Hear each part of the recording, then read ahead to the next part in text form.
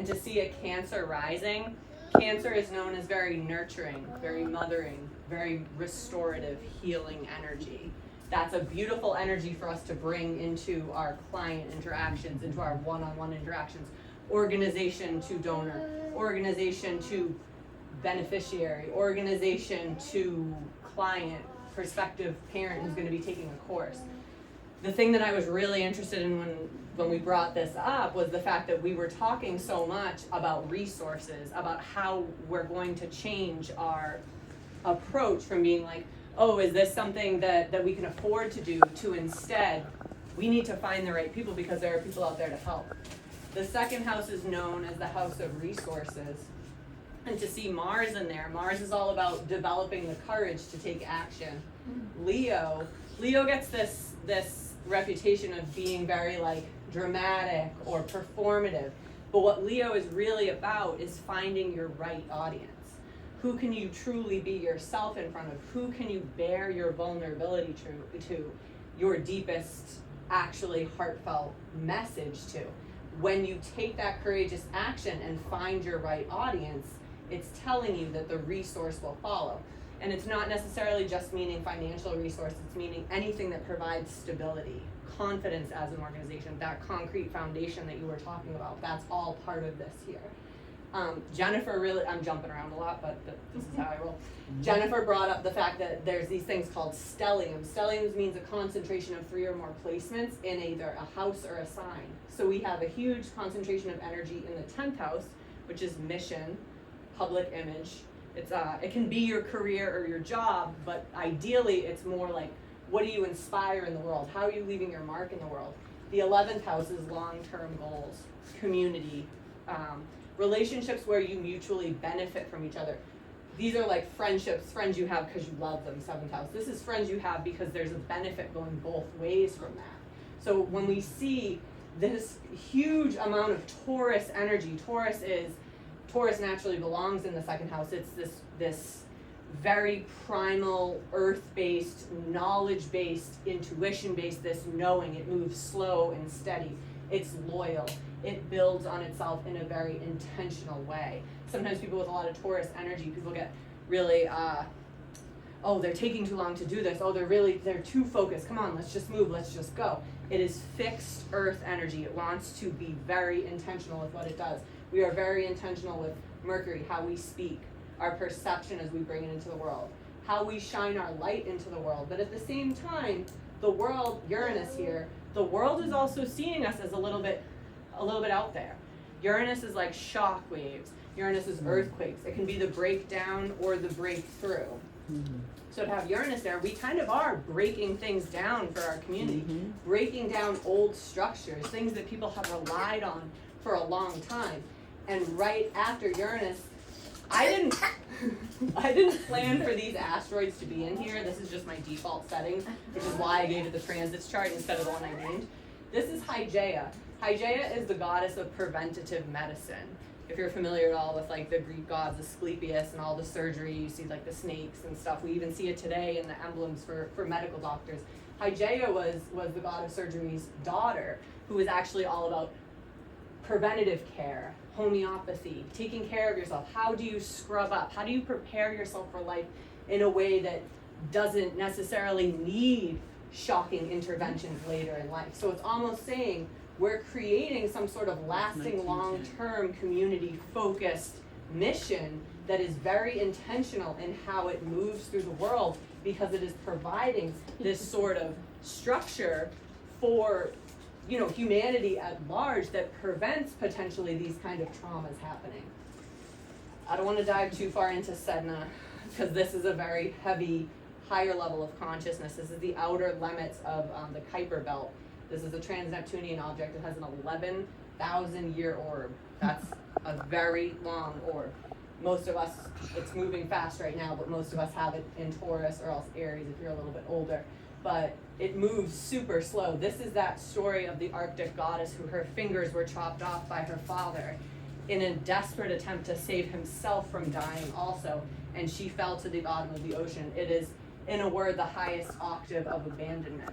If we're able to move through this chart almost like a dial, it moves counterclockwise, as we grow, we're almost creating a structure in order to support people who have this experience in their life.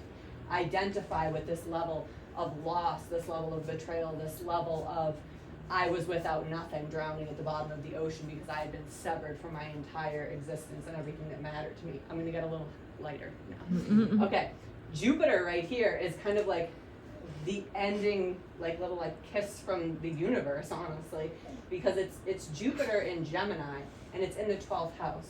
Wherever you have Jupiter, it's basically, in a positive way, it's a gift, but it's also something that you tend to underestimate in yourself. The 12th house is all about one consciousness, the connectedness of everything.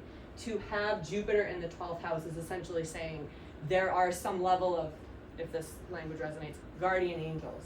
You are protected in your mission. You are protected in what you do because there are powers that be that, Gemini, understand the way you're thinking about things, understanding the way that you're helping people to pivot their perceptions to a new level of understanding. At this point in the sky, Uranus is actually in our 12th house at this point. So for us to find out today that Uranus has ingressed into that, it's kind of like the shock of everyone being like, oh my God, this happened. Like that really hits this chart if you think about the astrological weather as it's impacting this May 15th chart. I'm gonna come back to the 10th house now because what's really profound about this is, I know that it doesn't look like this is the direct bottom of the chart, but the cusp between the 3rd and the 4th house, this is called the IC, the nadir of the chart. It's the deepest point in the sky. It's like your ancestral roots, your deepest held values. In evolutionary astrology, which is the type of astrology I practice, we talk about this being almost from a different lifetime, it could be generational trauma, you could think of it that way, where we're looking at this in the scope of an organization, in the scope of macro scale. When you see the self node of the moon here, that's telling us, and this is no judgment, there's something that went wrong with the self node. There's something that went wrong within this energy. There's something that went wrong that we're actually going to take the gifts and the wisdom of that experience and try to incorporate them as we move towards our north node. The north node and the south node are always directly opposite of each other in the chart. So we have a south node in Virgo. Again, we're thinking negative kind of connotation. Something went wrong here. Virgo is ideally the mentor-mentee relationships where someone is benefiting, but they're also mutually benefiting, but there's a hierarchy involved. In a negative way, we're talking about slaves and masters. We're talking about an injustice of power, where the balance wasn't respected, where the service given didn't actually have a fulfilling purpose. So if you almost think about this as like the lies that were told to us, the history of adoption, the history of how bodies, Virgo also has to do with health, the day-to-day activities of health and wellness, the things that we went through on an ongoing basis, that at a higher expression it's work that matters, on a lower expression it's work that feels empty and meaningless. Having this identity with a self node of something that leaves you with a sense of lack, leaves you with a sense of what is the point, how am I connected to everything, because Pisces naturally belongs in the 12th where Jupiter is.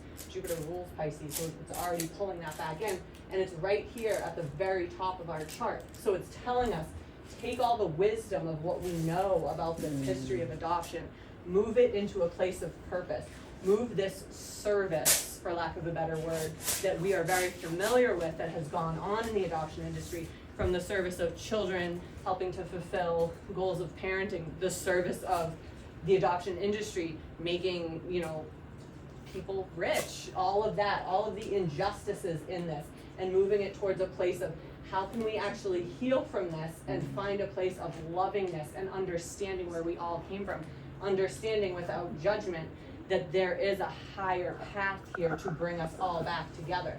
To have that up at the top of our mission, it's almost saying this is going to be the most bright point in Adoption Mosaic's chart as a 501c, bringing this purpose out into the world. It's interesting to think about the synthesis of any axis, which means opposing signs. When you have a religion that doesn't have, Pisces isn't just to do with religion, it would be a lower expression, and technically it's really more Sagittarius. But isn't Pisces about loving everyone? Yes, at the highest level, yes. It's about that one love, one connectedness. the transparency of ego, transparency of self, understanding, seeing yourself reflected in another person, not in a projection or mirrored way, but in a way where you can understand with compassion and empathy.